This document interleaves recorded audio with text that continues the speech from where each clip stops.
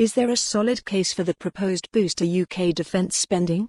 Chris Ross, Senior Vice President at Barracuda Networks, says yes, it's time to face up to the reality that we live in an increasingly dangerous world, with cybercrime, global tensions, and sophisticated terrorist attacks placing a huge burden on the security services. In the last few years, hackers have launched highly disruptive and dangerous assaults on the National Health Service, breached the security of leading businesses, and bombarded critical national infrastructure with countless attacks. A recent FBI report indicated that cybercriminals made profits of at least £2.7 billion last year, a figure which will only serve to encourage more attempts to blackmail businesses and governments through ransomware and email phishing attacks. An increase in defense spending is crucial in order to prepare our armed forces for the inevitable threats posed by the rise of digital warfare, as well as maintaining our traditional security capabilities.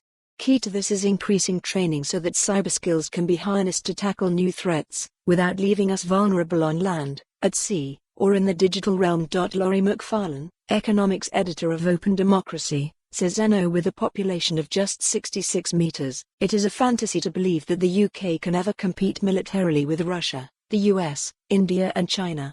Britannia no longer rules the waves, and spending more on defense would be little more than an expensive PR exercise. This does not mean retreating from the international stage.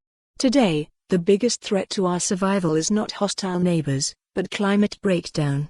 The UK gave birth to the first industrial revolution, and an economic system based on the burning of fossil fuels. Rather than wasting money on imperial delusions, Britain could demonstrate genuine leadership by leading a global green industrial revolution. Cutting wasteful defense expenditure and reallocating funds towards the zero-carbon transition, at home and abroad, would be a good place to start. Our grandchildren will thank us for it.